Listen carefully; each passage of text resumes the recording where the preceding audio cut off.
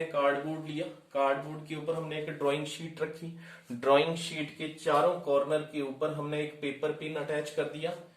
क्यों अटैच करा? ताकि आपकी ड्राइंग शीट जो है मूव ना करे। देन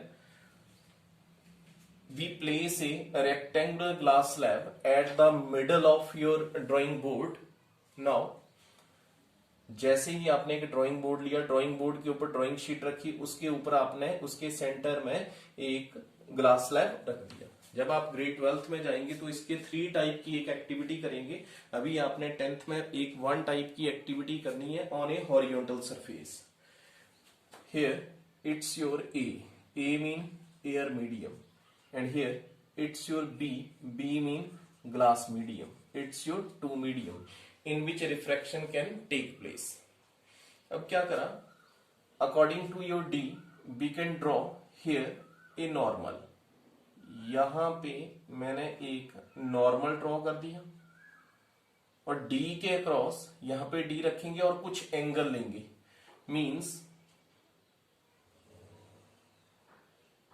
D के across suppose this angle is 40 degree. मैंने डी के अक्रॉस यहां पे कुछ एंगल ले लिया और इस एंगल को नाम दिया मैंने आई, इंसिडेंट एंगल। और जहां पे कोई एंगल लिया वहां पे 2 पेपर पिन को मैंने वर्टिकली यहां पे अटैच कर दिया। तो this ray is called incident ray. इस रे को बोलेंगे आप incident ray. If incident ray strike on that surface get refracted। अब ध्यान से देखना है, ये इंसिडेंट रे कहां से जा रही है? Air medium to glass medium जा रही है। Then the refracted ray move towards the normal, it's your refracted ray. अब रिफ्रैक्टेड रे जो है वो नॉर्मल के नजदीक जा रही है, अभी हमने पीछे एक्सप्लेन करा। It's your I mean angle of incidence, angle of incidence. This ray is called a refracted ray, a refracted ray. Here angle made by a refracted ray and normal is called R. R mean angle of refraction,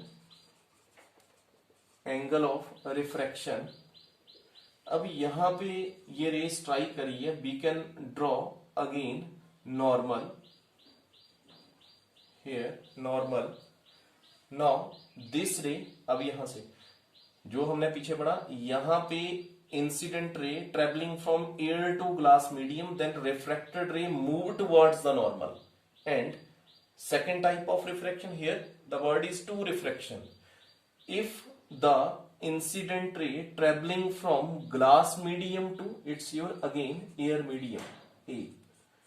If incident ray traveling from glass medium to air medium, the refracted ray move away from the normal. इस case में क्या हुआ? जब incident ray air to glass में गया तो refracted रे normal के नजदीक आई, और जब सेकेंड टाइप की रिफ्रैक्शन हुई, ग्लास मीडियम से एयर मीडियम में लाइट रे जा रही है, तो refracted ray move away from the normal. Mean ये एंगल छोटा रहेगा और ये एंगल बड़ा है।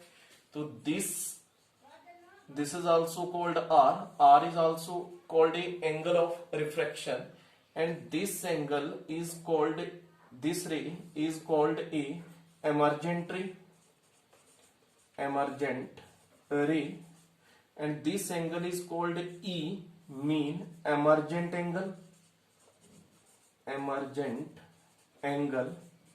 And this emergent angle is also equal to incident angle, meaning ये जो दोनों एंगल रहेंगे, ये दोनों एयर मीडियम है और ये दोनों एंगल क्या रहेंगे? सेम रहेंगे। ये इसको आप और क्या बोल सकते हैं कि रिफ्रैक्शन थ्रू ए, और इसको नाम दे सकते हैं आप रिफ्रैक्शन थ्रू ए रेक्टेंगुलर ग्लास स्लैब। अब अंडरस्टैंड करेंगे फिर से। मैंने क्या करा, यहाँ पे it's your incident ray, this is a normal. If incident ray strike या traveling from air to glass medium, the refracted ray move towards the normal. And a second type refraction, if incident ray traveling from water या glass medium to air medium, the refracted ray move away from the normal. अब ये this ray incident ray, this ray refracted ray, this ray emergent ray, this angle of incidence, it's your angle of refraction, this angle is also same angle of refraction. ये इसको again आप I भी बोल सकते हैं, अगर आपने to type का रिफ्रैक्शन I भी बोल सकते हैं, here R भी बोल सकते हैं, here E is equal to emergent angle and this emergent angle is also equal to incident angle. ये तो आपका क्वेश्चन, आपने इसका एक्सप्लेनेशन देना है. अब आपको एक्सप्लेन कर रहा हूं कि आपने इसकी एक्टिविटी करनी कैसे है. सो फर्स्ट ऑफ ऑल हमने एक ड्राइंग बोर्ड लिया है, ड्राइंग बोर्ड के ऊपर ड्राइंग शीट रखी, ड्राइंग शीट के ऊपर हमने ये रेक्टेंगुलर हॉरिजॉन्टली क्या कर दिया, प्लेस कर दिया हमने इसको ग्लास स्लैब को. यहां पे एक 90 डिग्री का एक रे पास करा और इस 90 के अक्रॉस यहां पे मैंने कुछ एंगल ले लिया डी के साथ, जैसे ये एंगल लिया मैंने 40 डिग्री, और इस रे के ऊपर मैंने दो पिंस, पेपर पिंस वर्टिकली ऐसे अटैच कर दी. अब क्या करेंगे, इसके ऊपर जैसे हमने क्या करा है कि suppose it's your glass slab, ये आपके पास एक ग्लास स्लैब है, मैंने यहां से एक नॉर्मल ड्रॉ करा, नॉर्मल, और यहां से कुछ एंगल ले लिया, दो पिंस मैंने इसके इस कॉर्नर के ऊपर लगाई हैं. अब मैं इस ड्राइंग शीट को मूव करूंगा और टू पिंस इस एमर्जेंट रे के ऊपर लगाऊंगा, और जब आप इस ग्लास स्लैब के बीच में से देखेंगे तो ये चारों पिंस आपको एक ही लाइन में नजर आएंगी. अगर एक्चुअल में देखें तो ये एक लाइन में नहीं है, ये लाइन कहीं और जा रही है. तो अगर ये चारों पिंस एक ही लाइन में नजर आ रही हैं, it mean it is a two type of refraction through a glass slab. दो पिंस मैंने इंसिडेंट रे के ऊपर लगाई, यहां से नॉर्मल ड्रॉ करा, फिर मैं इस ग्लास स्लैब के दूसरे एंड से उन दो पिंस को ऑब्जर्व करूंगा. जब ये दो पिंस एक दूसरे के बिल्कुल एक ही पिन दिखेगी, एक ही टिप दिखेगी आपको, जब यहां पे एक पिन लगाओगे, थर्ड पिन लगाओगे, तो ये तीनों पिंस एक ही लाइन में, फोर्थ पिन उस पॉइंट के ऊपर अटैच करोगे जिसमें सभी पिंस एक ही लाइन में नजर आ रही हैं. जहां पे आपने ये दो पिंस लगाई वहां पे उस लाइन को ड्रॉ करेंगे and this line is also called a emergent रे.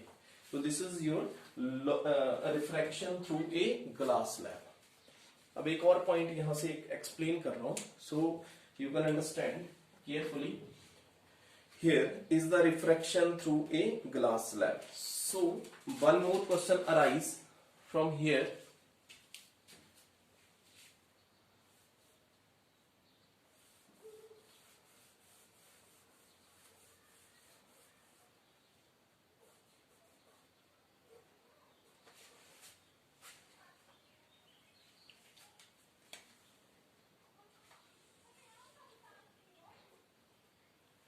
अब मैंने क्या करा, यहां से क्वेश्चन आ जाता है जिसको आप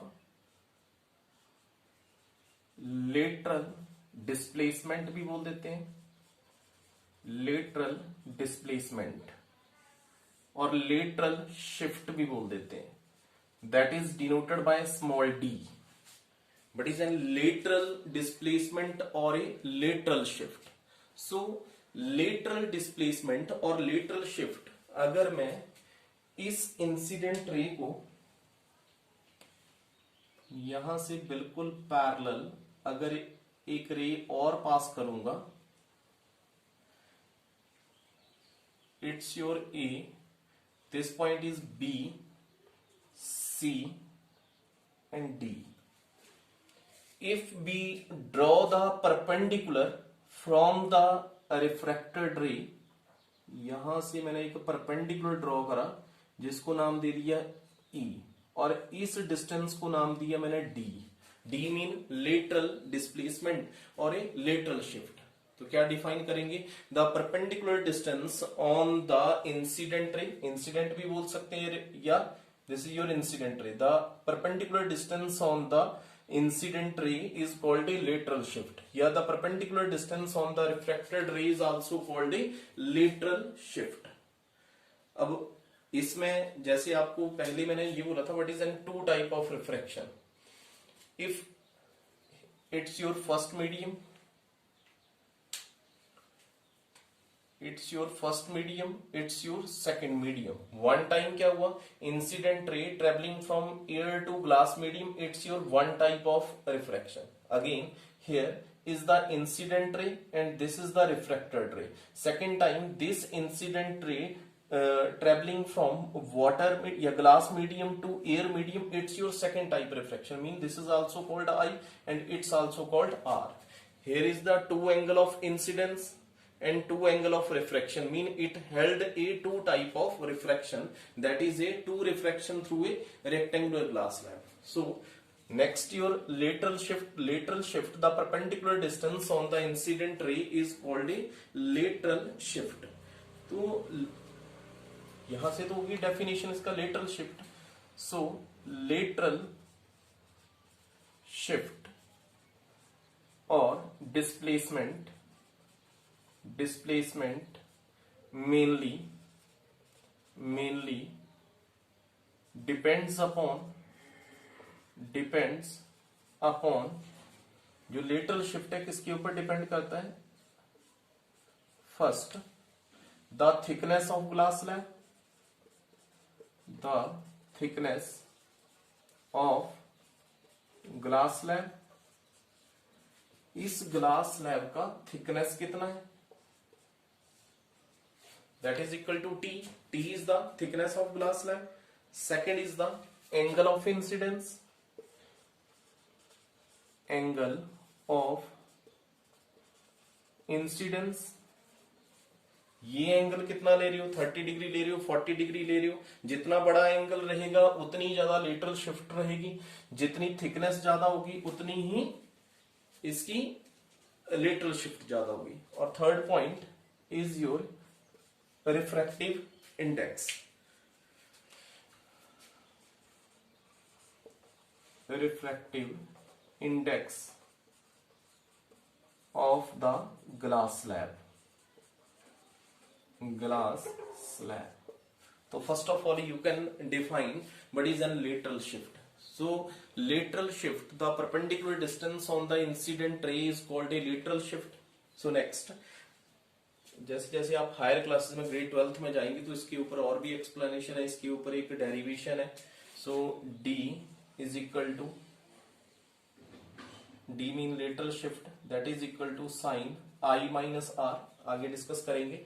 सो first of all here lateral shift is the perpendicular distance on the incident or refracted ray is called lateral shift. So lateral shift mainly depends upon the thickness of the glass slab का thickness कितना है, angle of incidence and the refractive index of the glass slab. इस glass slab का refractive index कितना है.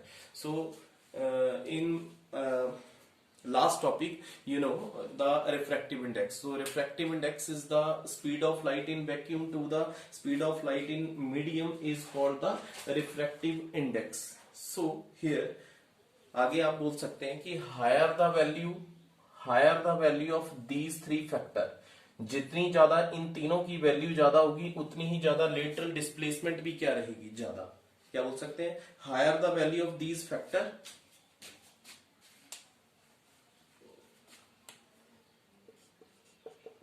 higher the value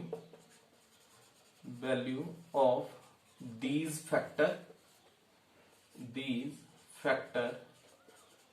greater will be the lateral displacement. Greater will be the displacement. जो ये तीन फैक्टर हमने रीड करे, जितनी ज्यादा इनकी वैल्यू ज्यादा रहेगी उतना ही ज्यादा इसके बीच में लेटरल डिस्प्लेसमेंट भी ज्यादा रहेगी. So it's your next topic, lateral displacement. The perpendicular distance on incident or refracted ray is called the lateral displacement. It depends upon a three main factor. Yeah, it is directly proportional to thickness of the glass slab, angle of incidence and the refractive index of the glass. If higher the value of these three factor, greater will be the displacement. So one more condition for no refraction. कौन सी condition है जहां पे refraction जो है नहीं होगी, refraction चलेगी नहीं?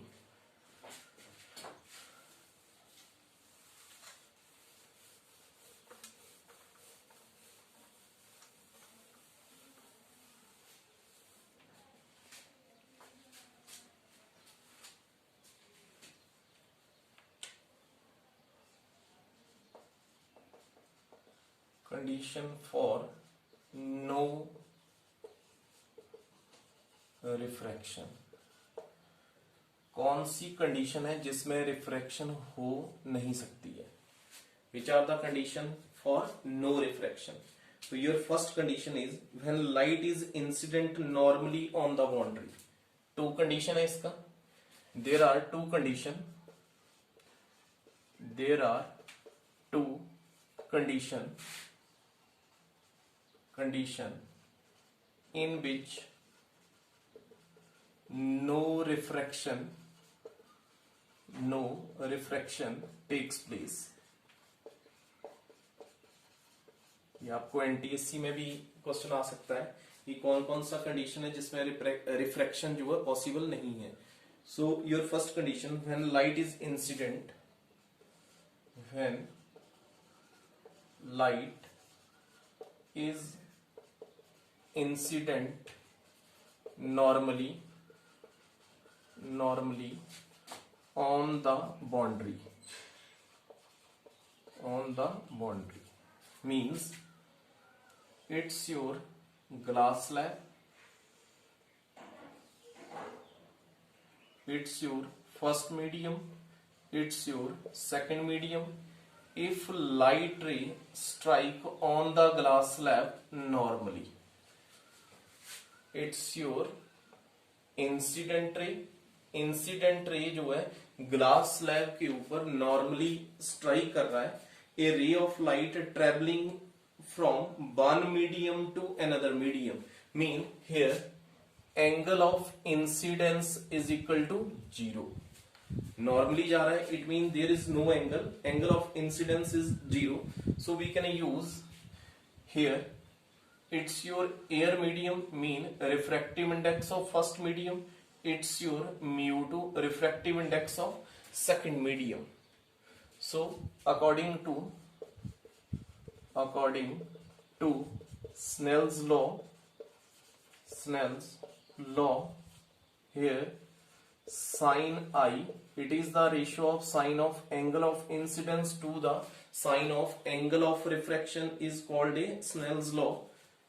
That is equal to mu2 upon mu1 with respect to second medium to first medium. So here we can calculate the angle of refraction. Here incident angle is equal to 0 mean sin R is equal to mu1 upon mu2 multiply by sin I. I mean incidence angle. Here incidence angle is equal to 0, sin R is equal to mu1 upon mu2 into sin 0 degree. Sin 0 is equal to 0, sin R is equal to 0 and R is equal to 0 mean incident angle is also equal to 0 and refracted angle is also equal to, both the angle are equal to 0. It means there is no refraction takes place when light is incident normally on the boundary.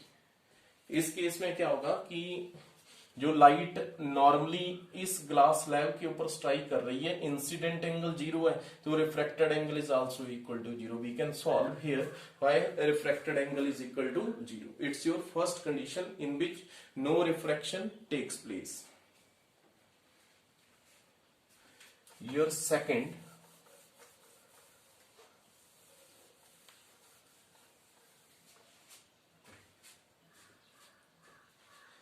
second condition is when the refraction या refractive index of two media are equal.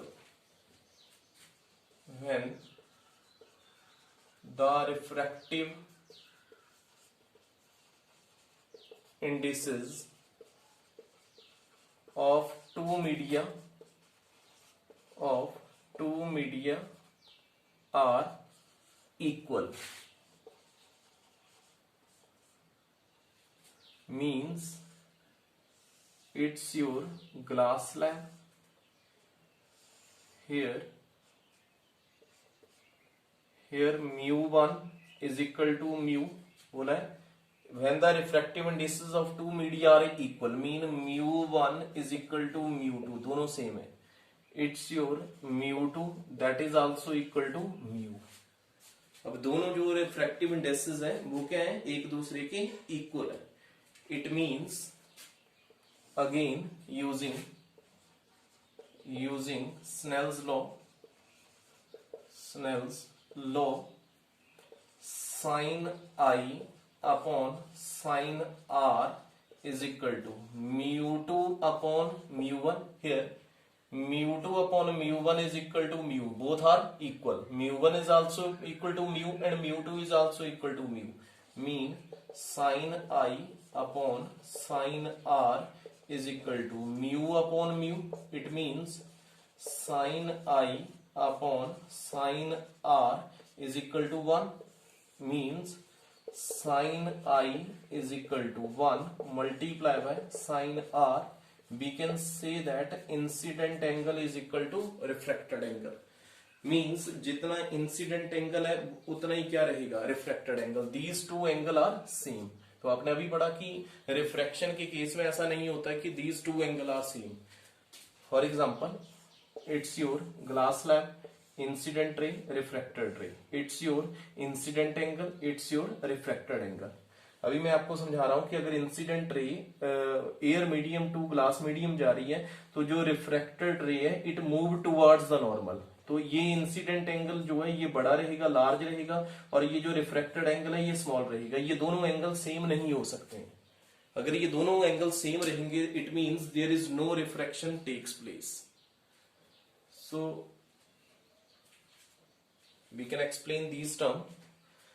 In my next video, we will discuss some more numerical based upon your refractive index and the refraction take place on a rectangular glass slab. So you can learn these things. Thank you.